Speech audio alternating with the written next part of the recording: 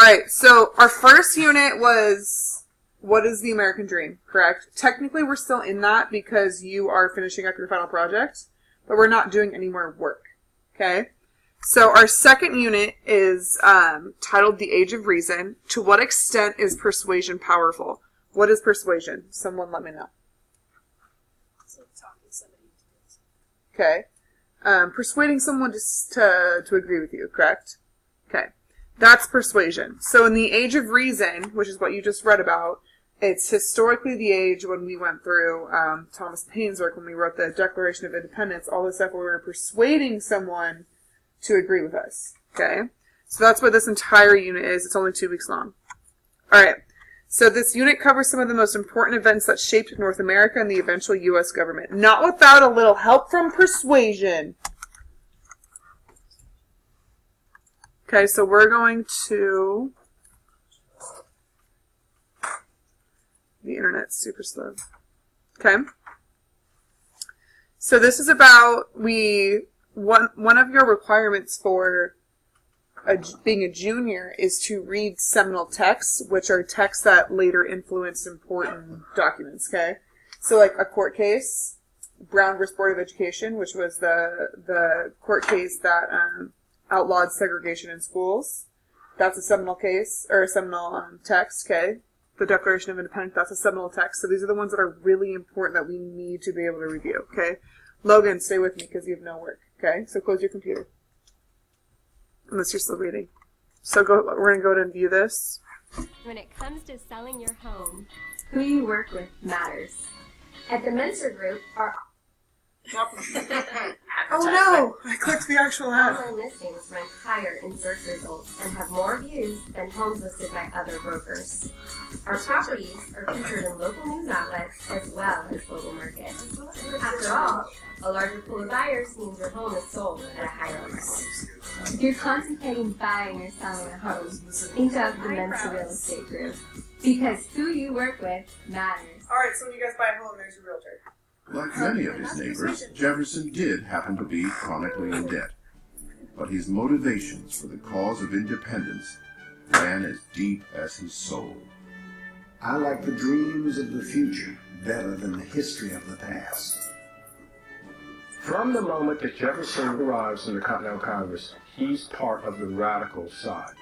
And Adams loves him for this. This is the fundamental source of their bonding. At a moment when everything's up in the air, Jefferson is very clear that we are going to break free of the tyrannical rule of Great Britain.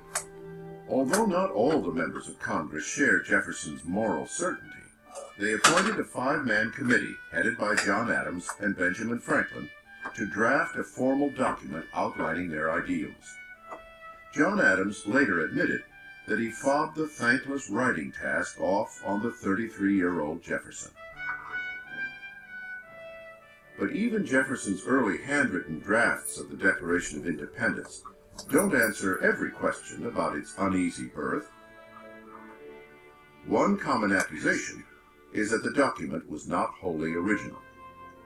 While it seems a little bit sacrilegious to say it, I think he pulls an all-nighter, and he takes things around him. Like he's got a copy of the draft of the Virginia Constitution, he's got copies of some of his old writings for the Continental Congress, and he puts them together in a kind of mad way. And then that document is brought before the full committee and debated. And about 25% of it is changed, deleted, revised. All during the time that the debate is occurring, it's Adams that's defending the draft. Jefferson says not a word. He is simmering. He is sullen. He resents this. They are lacerating my prose. The word then they use is mangled. One of the many mutilations demanded by Congress was a passage in which Jefferson placed the blame for the North American slave trade squarely on the King of England.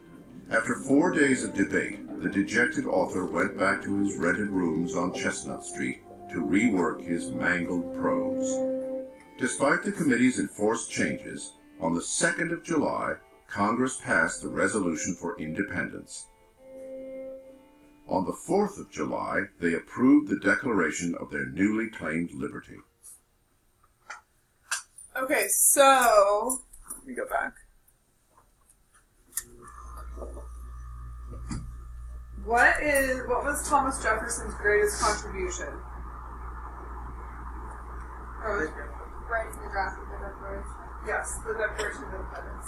And in that video, what did we see? The writing process. You hear them talking about drafting, revising, editing, things like that. Even in 1776, the writing process was kicking, alive, and well, people. Okay? So, we will review the Declaration of Independence, but that gives you a little more historical context about the documents that we're going to be reading. Okay? Ideas of the age. So, the Age of Reason, if we look at our timeline in our textbooks on page 109, did you guys see that? It's from about 1700 to 1810. Okay? So, in all of that time, we had, obviously, the country was founded. We had the colonies, the Great Awakening began, colonists rebelled against the Stamp Act, Logan closed the computer again. The American Revolution ended, the Constitution was adopted, and we got the Louisiana Territory from France. Okay? There was a lot of stuff that happened in this, and a lot of it was persuasive in nature. Alright? So, the Age of Enlightenment, or simply the Enlightenment or Age of Reason, was a cultural movement of intellectuals in 18th century Europe that sought to mobilize the power of reason in order to reform society and advance knowledge. Okay? Remember, the United States wasn't even a thing yet, right? Until 1776. So when it's talking about intellectuals from Europe and things like that right here... Oh, this pen doesn't work. Okay. Cool. That influence directly influenced the colonists in the United States. Okay, so it wasn't a movement in America yet because we were still completely influenced by Europe. So that's why it's bringing in the Europeans there. Okay, so they used reason, thoughts, brain power in order to mobilize change and reform society. Okay, reforming society found in the United States. That was one of them. Okay, so it was inspired by the Enlightenment in Europe. People began to revolt against authoritarian governments to use reason to set up new systems of democracy. Give me an example. What was one revolution against an authoritarian government?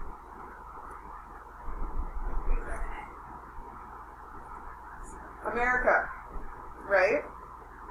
We revolted against the authoritarian government of England. That was the primary movement in this age, okay? Hence we have the Age of Reason and the foundation of the United States. Alright? So in every single literary movement, whether it's the Age of Reason, Romantic period, all the stuff that we're going to go through, it's typically a reaction to something else. Okay? So this big Age of Reasoning where we focused on, Carson, close the computer or I'm not going to have it in class. I can see you're playing Snake in the window. Okay? Close the computer. And we wonder why we get behind on our work. Okay? I know it's recording. I'm calling you out in front of 34 people. I hope no one watches this. Okay. I know, right? Just seems watching. Thomas Paine's Common Sense. Okay, so this is one of those important documents that was used. If you check out that picture, that's actually what one of the pamphlets looked like. Okay? His writings heavily influenced the writings of the Declaration of Independence. You have a section of that in your textbook, right? So it says,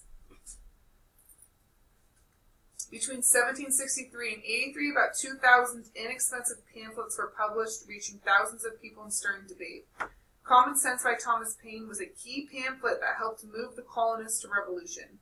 Paine's Enlightenment ideas were combined with the Puritan belief that America was destined to be a model of freedom to the world. Okay, so his idea was that each government would elect a representative that would gather together in Congress to elect a president and make political decisions. Does that sound familiar? Each district would elect a representative that made up a Congress. And that Congress would make political decisions. Yeah.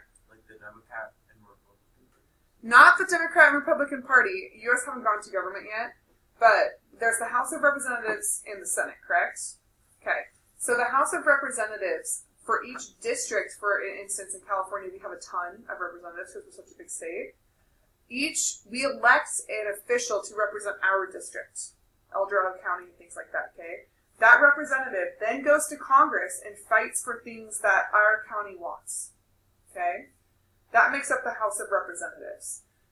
This dude was the first to think of that, right? And we're still doing it today. Max. Okay, I'm a little confused. So is there the House of Representatives is all the representatives in the one state, and then there's a representative for each district in their county? So there's Senate, which I think there are 2 senators for every state. So that's the Senate. There's 2 parts. There's the Senate and then there's the House of Representatives.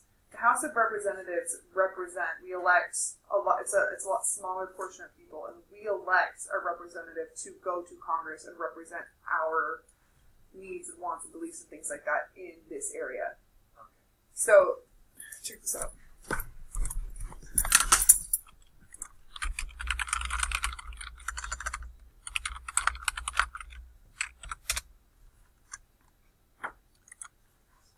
Okay. So these are all the different districts. Okay? So each one of these districts elects a representative. And they go to the House of Reps, okay? So we have around 40, it looks like. This is 1951, so it's changed a little bit, obviously. Let's see if we can find a more recent one. 2018, okay? So it's bigger, but each district has a representative that goes to the House of Representatives, and they make bills and laws and things like that. That idea was first presented by Thomas Paine in Common Sense in like the mid-1700s. So his idea for government is how we operate in the House of Representatives, which is kind of crazy that we're still using an idea from the 1700s, right? Whether it's good or bad or whatever, we're still using something that's 300 years old. Nearly. Does that make sense? More? Okay. You guys haven't gotten to government yet, so you'll get there. But when you're voting locally, that's what you're voting for. To go represent on a federal level. Okay?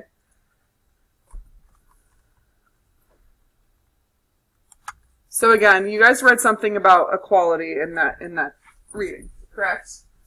So there was a portion on Voices of the People, and it says that they were joined by poets in examining political and social themes of the day. Among the finest examples of colonial American poetry are the works of Phyllis Wheatley and Philip Freneau. In her poems and letters, Wheatley, a former slave, wrote of the natural rights of African Americans, also pointing out the discrepancy between the colonists' cry for liberty and their enslavement of fellow human beings. What is the irony there?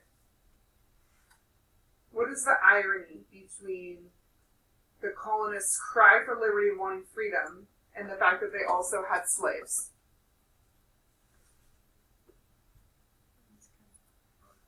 How is it hypocritical?